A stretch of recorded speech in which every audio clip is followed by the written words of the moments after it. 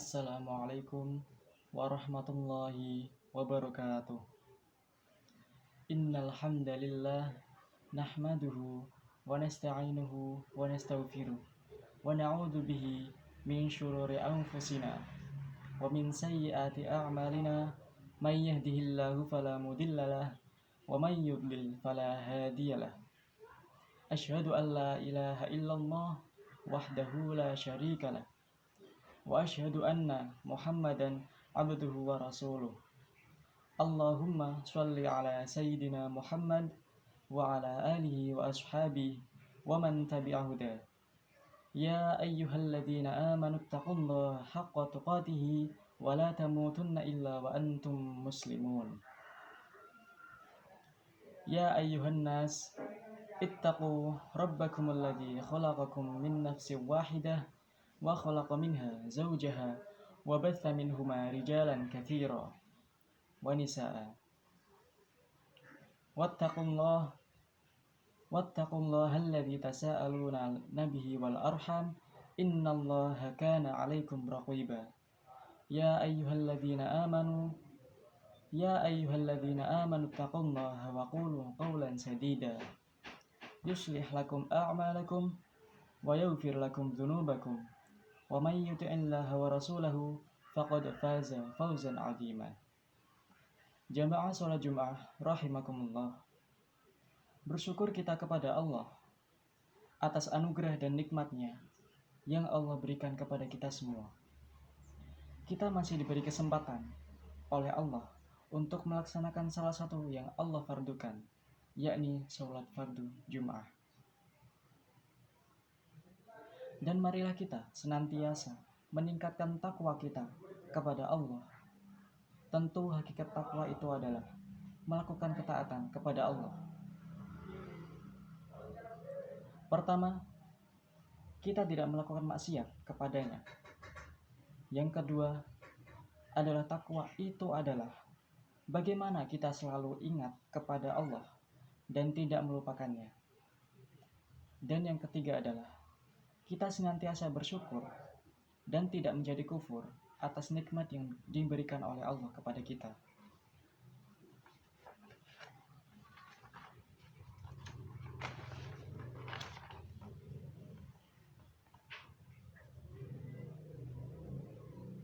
An Abi Hurairah qala Rasulullah sallallahu alaihi wasallam al-mu'minul qawiyyu khairun wa ahabbu ilallahi minal mu'minid dha'if wa fi kulli khairin ihris ala ma yanfa'uka wasta'in billah wa la tu'jiz wa in aswabaka syai'in fala taqul law anni fa'altu kana kada wa kada walakin qul qadarallahu wa ma syaa fa'ala fa illau taftah amala syaitan.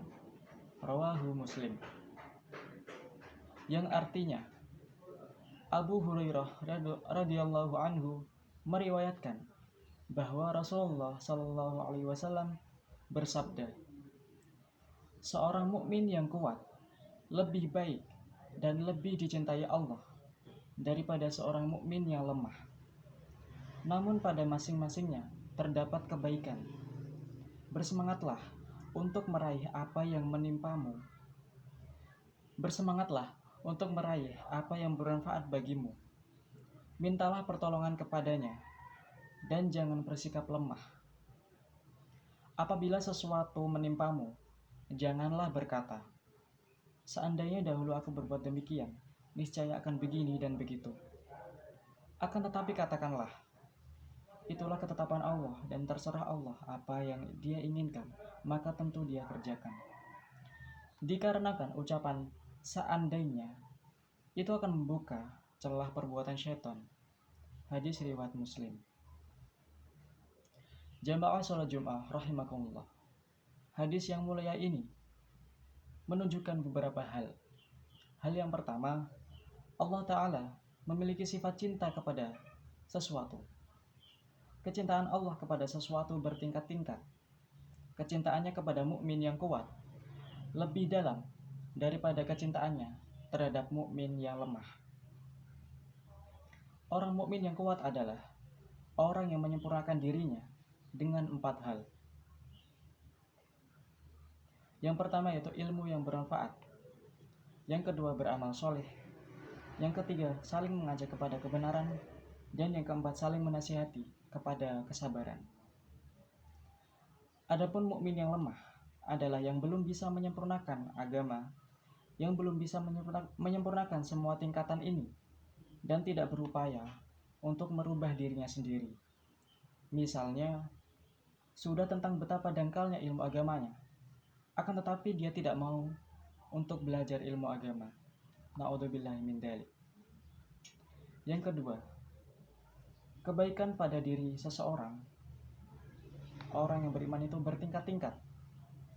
Mereka terdiri dari 3 golongan. Golongan yang pertama yaitu kaum as-sabiquna ilal khairat, yaitu orang-orang yang bersegera melakukan kebaikan-kebaikan.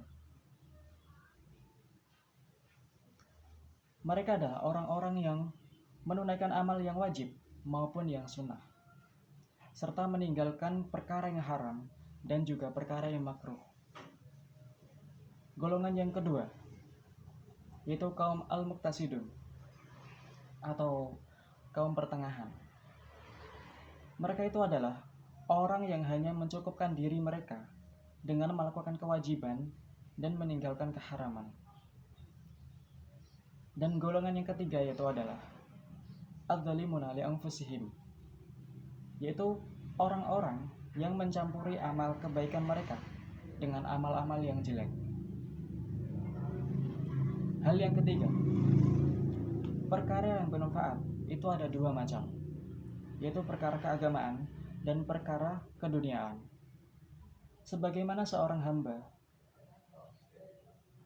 membutuhkan perkara agama, maka ia juga membutuhkan perkara dunia.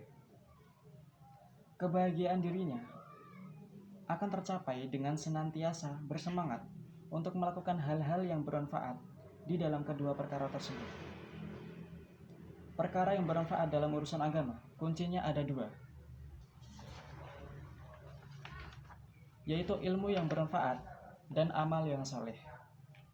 Ilmu yang bermanfaat adalah ilmu yang membersihkan hati dan roh, sehingga dapat membuahkan kebahagiaan di dunia maupun di akhirat, yaitu ilmu yang diajarkan oleh Rasulullah Shallallahu Alaihi Wasallam yang terdapat dalam ilmu hadis, ilmu tafsir, dan ilmu fikih, serta ilmu-ilmu lain yang dapat membantunya, seperti ilmu bahasa Arab dan lain sebagainya. Adapun amal soleh adalah amal yang memadukan antara niat dan ikhlas untuk Allah, serta perbuatan yang selalu mengikuti tuntunan Rasulullah Shallallahu Alaihi Wasallam. Sedangkan perkara dunia adalah yang bermanfaat bagi manusia adalah dengan bekerja mencari rezeki.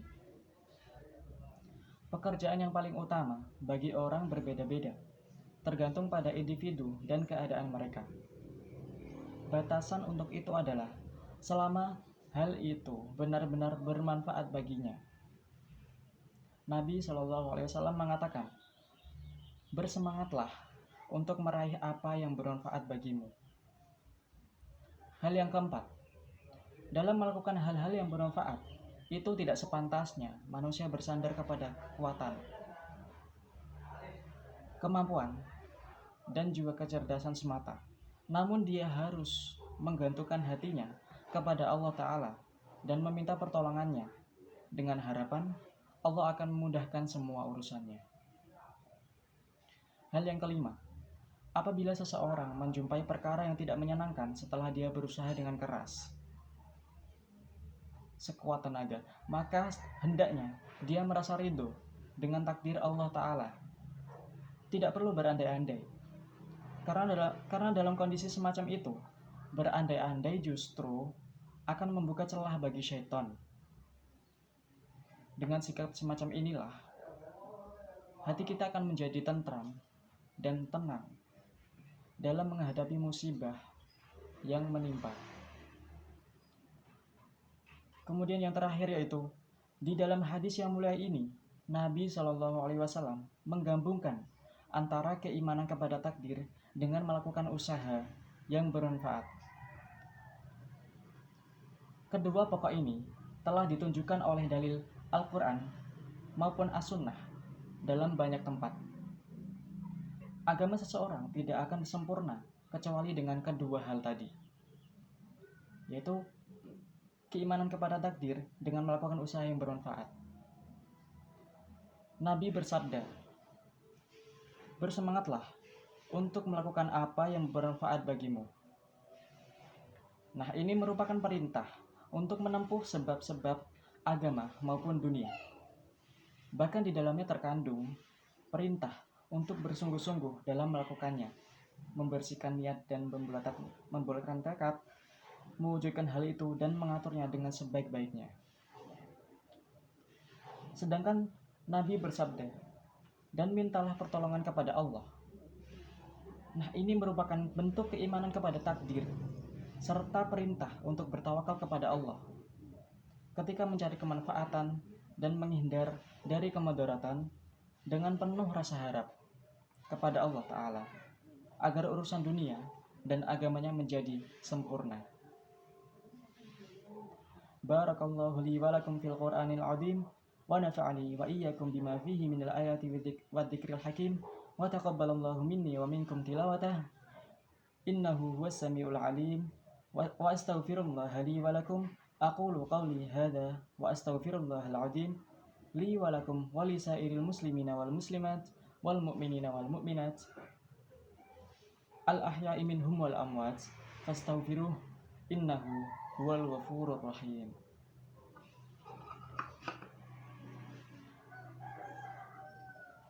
Mungkin cukup sekian yang dapat saya sampaikan. Kurang lebihnya mohon maaf. Akhirul kalam.